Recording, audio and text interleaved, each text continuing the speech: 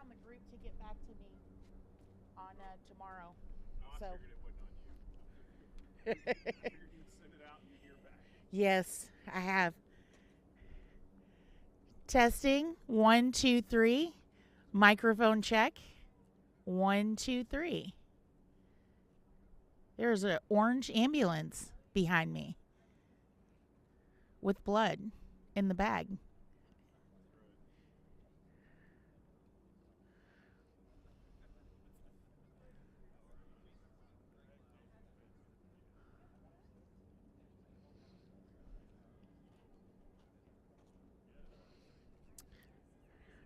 Microphone check 1, 2, 3. Microphone check.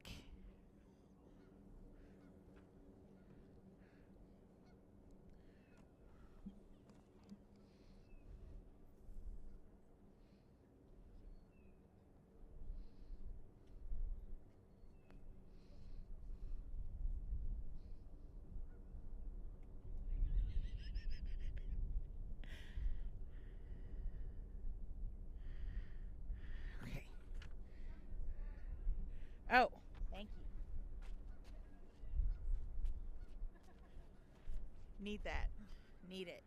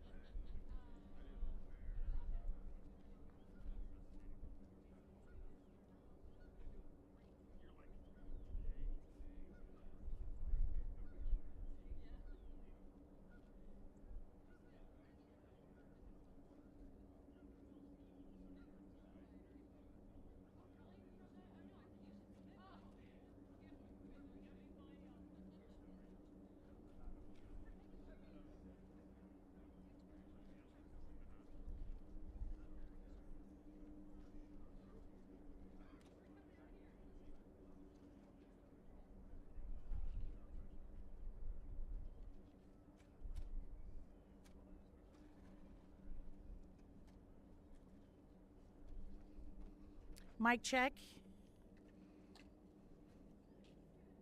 Microphone check. 1, 2, 3, 4. Microphone check. 1, 2, 3, 4.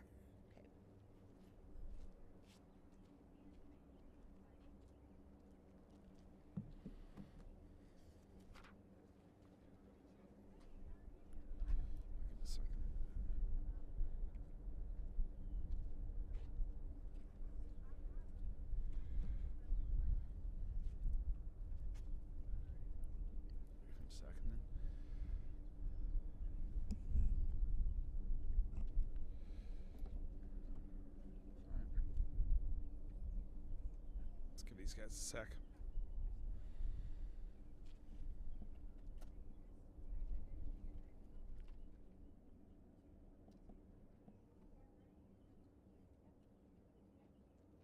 You all ready? Okay. Yeah, I'll give you 1 sec.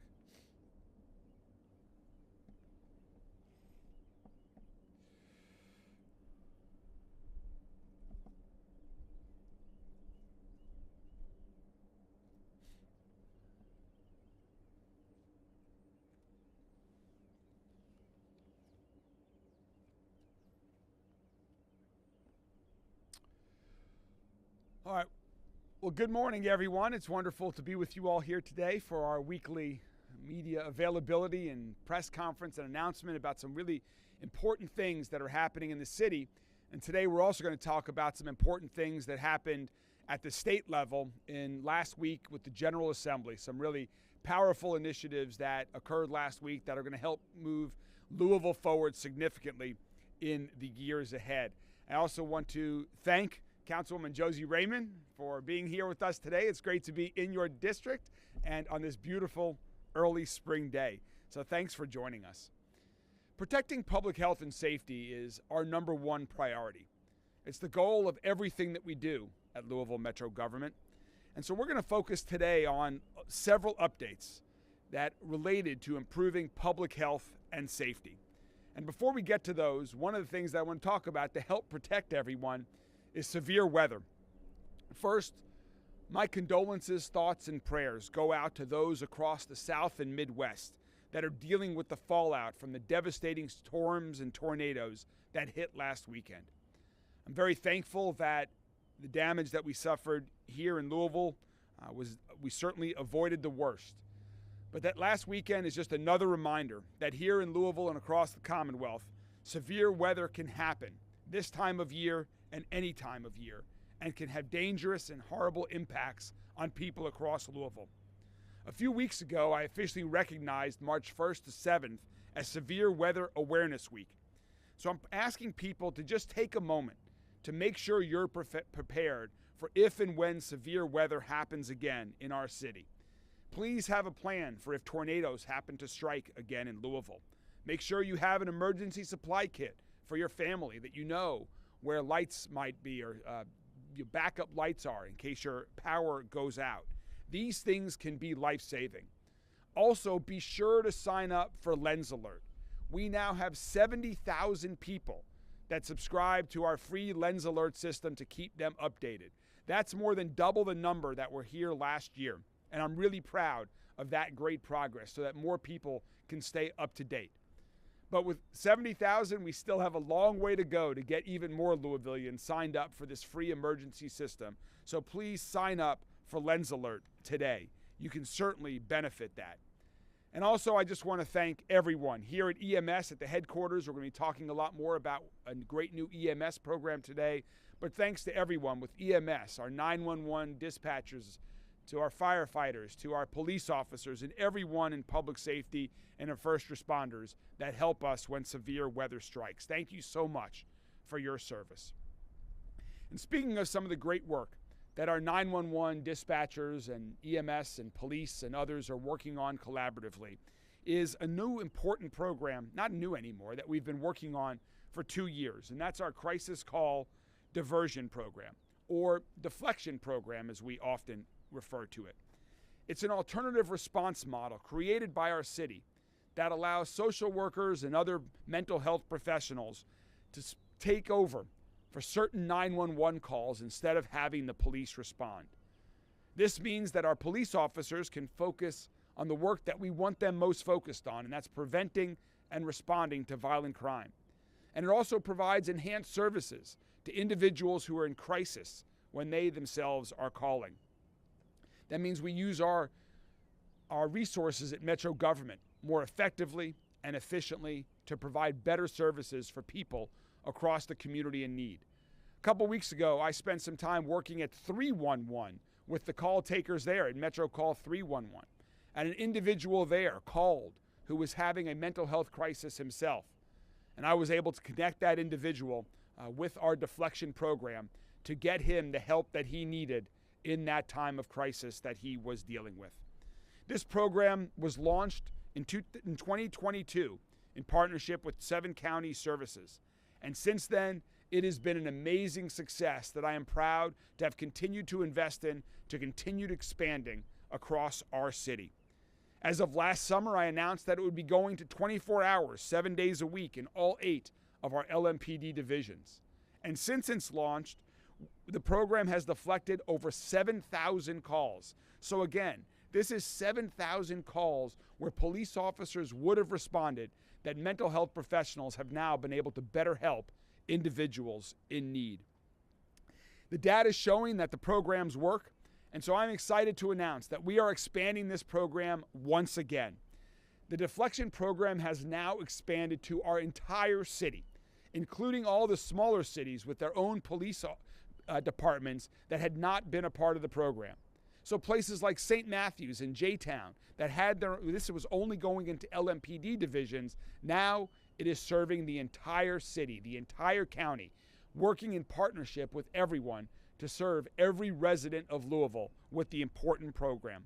So I'd like to thank again my colleagues at EMS, MetroSafe, 7 county services, LMPDs, and all the other police departments across Jefferson County that are working together to keep the momentum going, to keep this program expanding and helping others. To speak more about the effectiveness of this program, I'd like to welcome Sergeant Pam Oberhausen from LMPD to talk a little bit about the impact that this deflection program has made. Sergeant Oberhausen? Thank you, Mr. Mayor. So I'm very proud to have been a part of this program, a small part, since the very beginning. This is just an invaluable program to the police departments across the entire, Jefferson County area. When you think about what police are needed to do, you think about emergency situations. Now, even though that we are trained in crisis intervention team, deflection team just hit 1,000 runs, 1,000 calls just recently. Now think about that, because this uniform right here that I'm wearing, this outfit that I'm wearing, to a lot of people represents stress, anxiety, fear, mistrust. And even though I'm trained to de-escalate as a CIT officer, me showing up in this uniform is already not a very good thing for a lot of people. And it is a stigma. It's a stigma that you did something wrong when you're in crisis, because I'm a police officer showing up. Deflection takes away the stigma, and that's overall what we're trying to do with mental health, is take away that stigma. They can do that. But along with taking away the stigma of mental health, what they've done is they have other resources. If I take you to the hospital or take you someplace that it's just kind of done. With deflection, they follow up. They do follow-ups with the people that they encounter. And how important is that when you have someone who's in crisis, which means they probably feel very alone? How important is it to have someone to come back and find out how you're doing and do a follow-up with you? That in itself is just amazing at breaking the stigma. So this program is great for the police departments. It's great for the community because it keeps us on the street to respond to those emergency situations that we need to. It's great for the families of mental health consumers who have been worried about when police come to the runs, worried about how that's going to go, and they don't have to worry anymore with deflection. And it's also great for the mental health consumers, for the mental health the people that are in crisis, because again, they already have enough stigma on them. They don't need any more. And deflection takes away that stigma that unfortunately society places on people that are in crisis or have mental health conditions. So it's a wonderful program. Thank you. Thanks, Sergeant. Thank you. Thank you so much, Sergeant Oberhausen, and thanks to all of our friends at 7 counties for the great partnership that we have for this program. And I really do encourage people to use it if you're feeling like you need help, or if you know others that are in need of help as well. Please reach out. You know, right now in our community, we've got great positive momentum with reducing the amount of violent crime, where homicides and shootings year to date are significantly down year over year. Unfortunately, suicides are up this year. And so I do want to encourage people to seek help.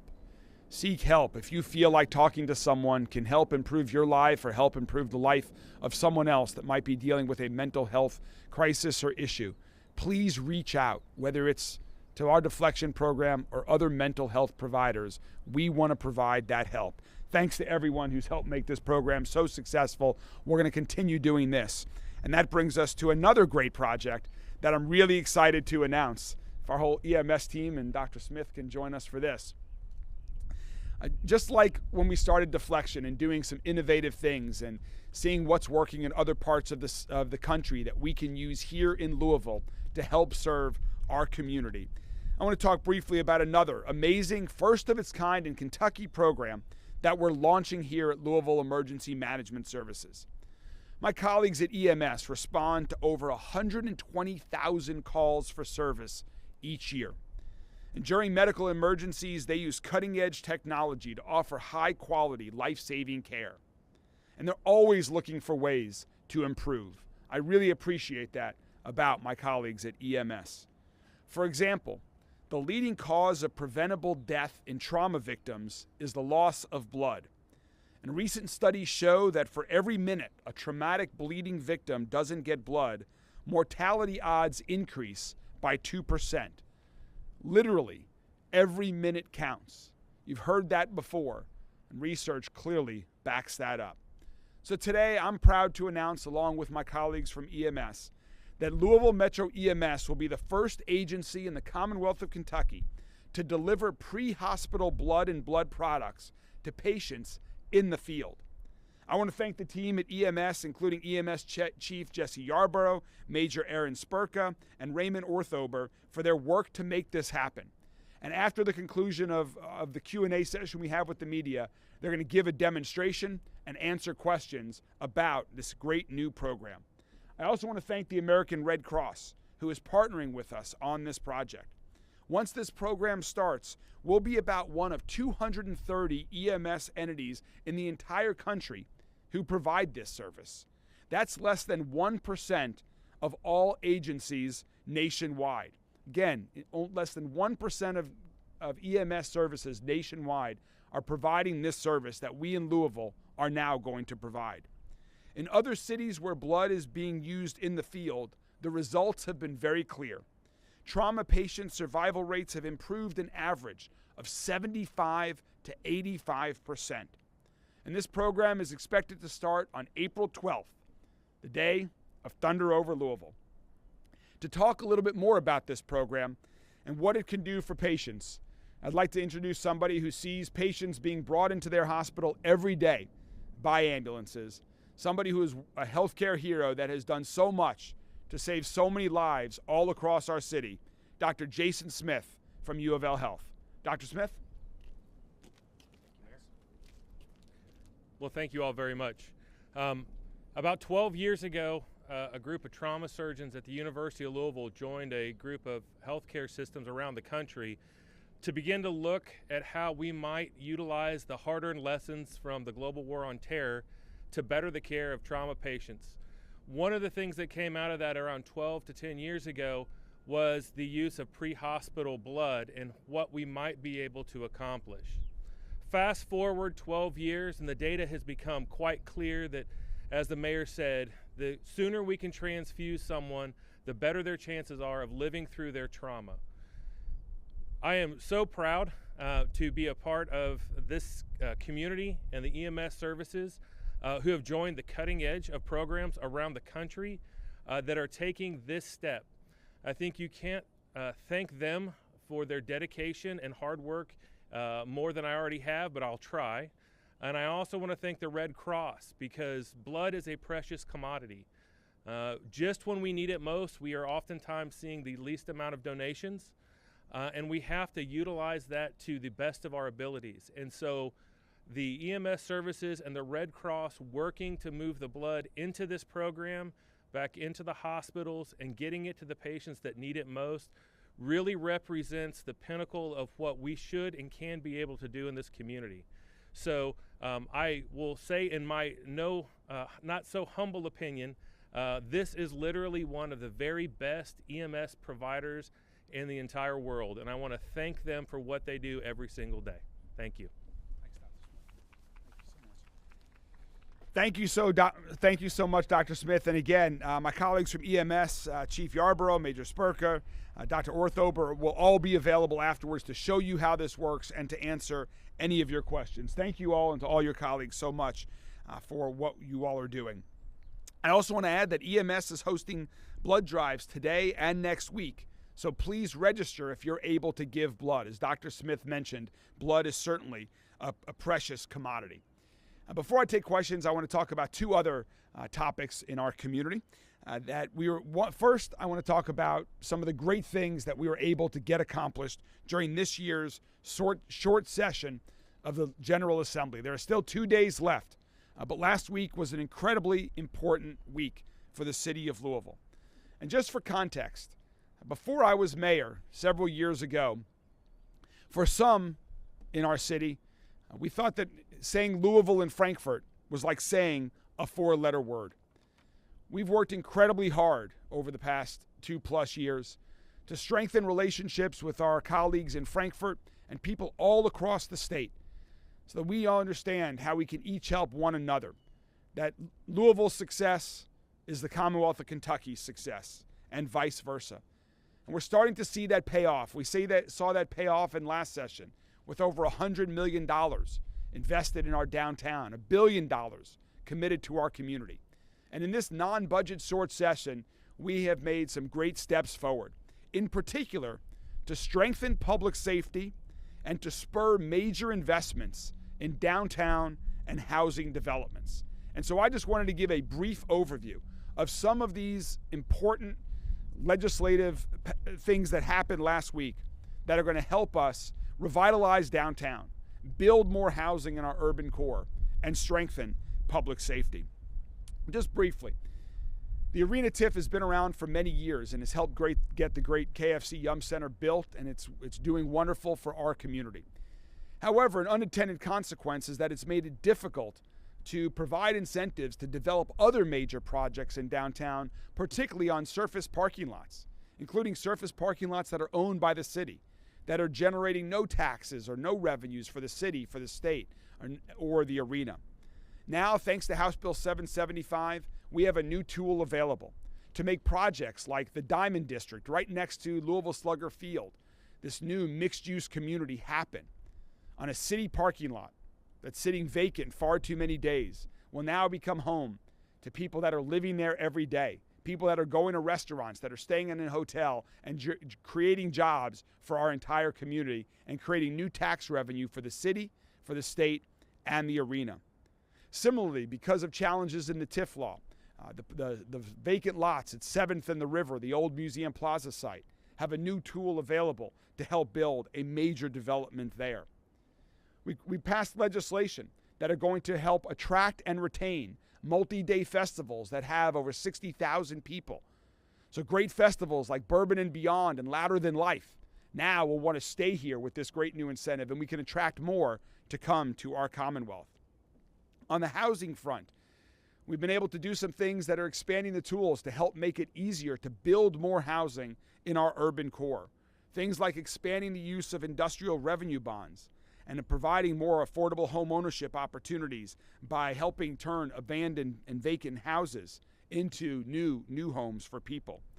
And also, again, with tax increment financing, it really didn't help support urban housing developments. Now we've tweaked the definition so that urban housing developments, just like other types of projects with offices and hotels, can benefit from this important tool.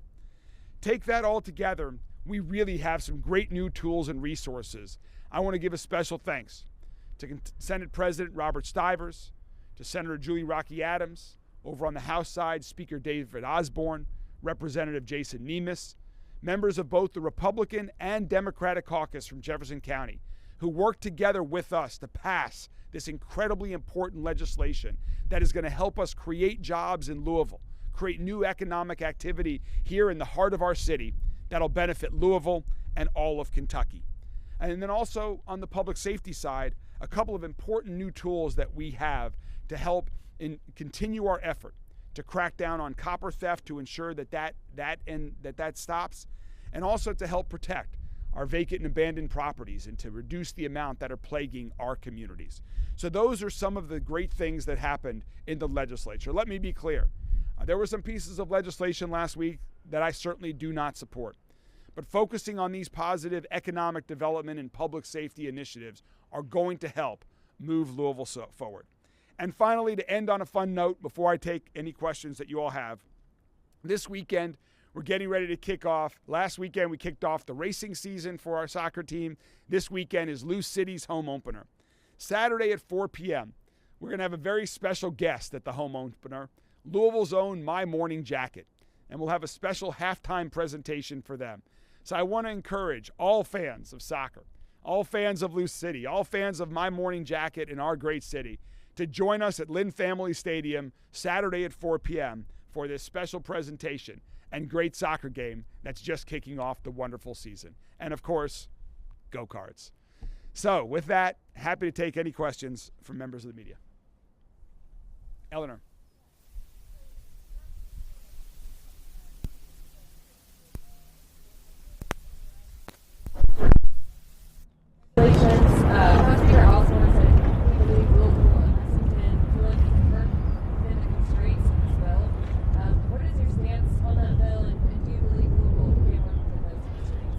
So the question was about a bill that was introduced last week regarding changing the short-term rental laws in Louisville and Lexington. Excuse me. I think what we have in Louisville right now is working. We've made substantial strides. That bill, by the way, did not pass last week. And so right now what we have in Louisville, our local ordinances are working. We are permitting Airbnbs and other short-term rentals to be in parts of our community, but there are rules about that. And so I am supportive of the way it is now. If there are ways to improve that, I always want to engage in those conversations. If there are concerns that others have, we need to continue to hear that. But that bill did not pass last week. One more, you mentioned SB 129. That would also hurt that Louisville rezoning by right. How do you think that could impact our rural housing efforts? Yeah, so there are certain things. I touted some of the things that are really going to help us, particularly with housing in the urban core. There's no doubt there are some parts of that bill that do make it more difficult to develop in parts of our community. And so we are going to, of course, follow this law. We'll continue to work to make it as easy as possible within state law to build more housing across this community, because we need more housing of all types in every neighborhood.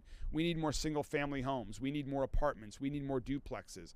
We need more ownership opportunities and rentals so that we can bring down the cost of housing for everyone in our community. With costs rising, we're working to bring that down. So we'll work within those confines. We're going to continue to work with the state legislature on we understand what their concerns are. We're going to be focused on encouraging investments in the urban core here, given these new tools that were provided. Yes. A couple months ago, you found $5 or $6 million in the budget to go to the fire department. What's happened to that money so far? So that money has been allocated to the fire department. Some of it is to improve the quality of firehouses, and I believe some of that work has begun. Some of that was from new equipment and apparatus. Part of the challenge in the fire department is that there's a long lead time to actually get the new equipment in once you make the purchase, and we can't make the purchase until we know the funds are available. And so thanks to working with Councilwoman Raymond and her colleagues on Metro Council, we made these investments in the fire department. And so that is, it's underway. I can get you more details on each one of the specific projects if you'd like. There's a video going around where there's some trouble at the bus station. And I know you don't have direct control over bus station employees, but is the police department down at the bus station more often? I'm not familiar. The question was about some issues down at the bus station. I'm not familiar with the particular incident that you're addressing, but if there are public safety issues, whether they're at a bus station, at a church, at businesses, on neighborhood streets, LMPD needs to be there and will be there. So I'll look into that specific issue. I'm not familiar with it. One more. Sure. It's talking very often. Anytime. Copper thefts, we've reported extensively on that. How many arrests have been made? So we have made arrests. I don't have the exact number. I can get you the exact number, but literally days after we announced the creation of our critical infrastructure task force, which was focused on copper theft, we made some very significant arrests. And just about 2 weeks ago also, we made some very significant arrests of 4 individuals. We shared the video with the community of these individuals committing that copper theft in process. And now one of the pieces of legislation that was passed last week is to enhance the penalties for copper theft from our streetlights and broadband infrastructure. So again, we hope that this serves as a deterrent from individuals who have been doing that. But we have made significant progress in deterring copper theft and arresting individuals who are doing it over the past 6 months. Have you had any conversations with KYTC on getting the lights on interstates fixed? Oh, extensive. The question was about, have we had conversations with KYTC about getting the lights on the interstate fixed? We have had extensive conversations with KYTC on getting the lights fixed, on getting the highways cleaned. They did a nice job plowing the roads, but there's lots of other things that we need their support on for the highways that run through Louisville. So yes, they're very well aware of it. Addressing copper theft is one of the ways that we're addressing that so that they don't go out when they get reinstalled. They've also started a new pilot program.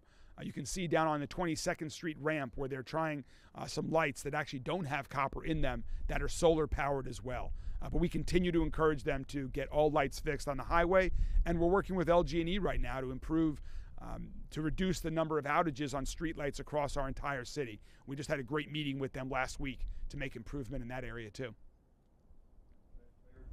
Did Danny Wimmer indicate they needed those sales tax incentives to stay in Louisville and keep doing these big festivals? The question was, did Danny Wimmer Presents indicate that they needed the incentive to continue to stay in Louisville? Yes.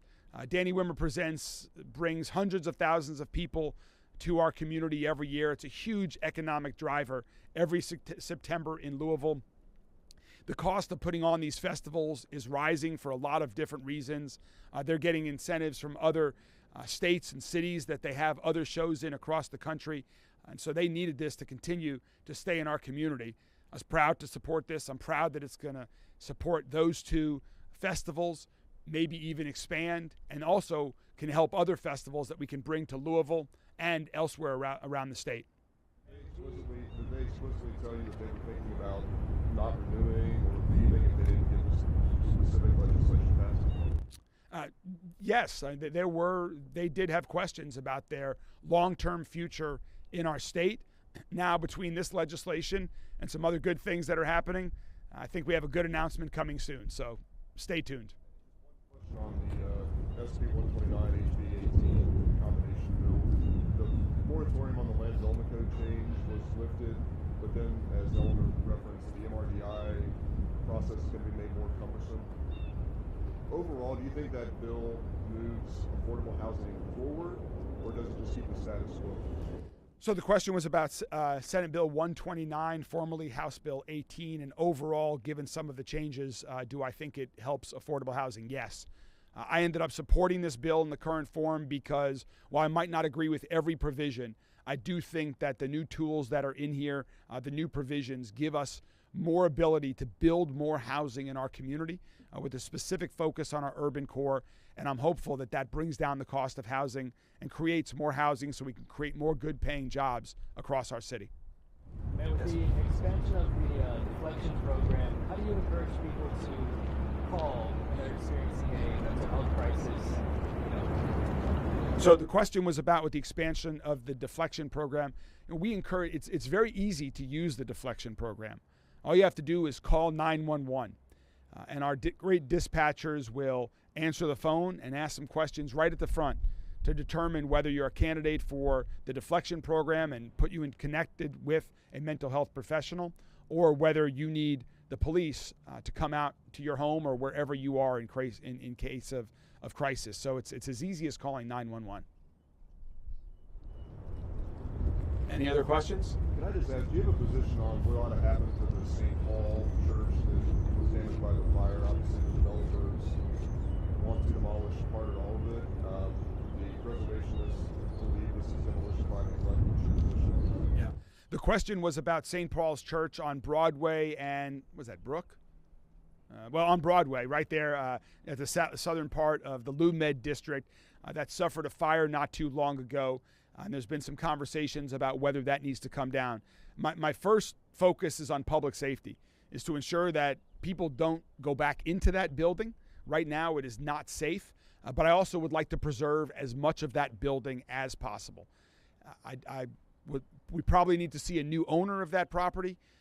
But again, we need to focus on public safety first. But I am hopeful, just like in my career prior to becoming mayor, where we were able to save some great historic buildings that were not in a wonderful condition and restore them back to life with the great historic character that they had. I'm hopeful that that can be the case at this property as well. You know, that fire was actually one of the fires, one of the incidents that led to the passage sponsored by Emily Callaway. It ended up being in Senate Bill 129 of the negligent landlord enforcement provisions that now give Louisville the tool when there are negligent landlords that are not keeping up their vacant or abandoned properties. If fire has to go out to deal with an issue like they did at the St. Paul's Church on Broadway, we will now be able to seek reimbursement for those public resources, for the cost of those emergency responses. We need our property owners to keep up their property. They did not at St. Paul's Church, and I'm hoping we can still preserve some of the church. Thank you all very much, and now I'm going to turn it over to my colleagues from EMS who are going to give a demonstration about this great new program we have to provide blood out in the field and answer any questions you have about that program. Thank you all very much, and again, thanks to my colleagues on EMS. You guys want to take it over?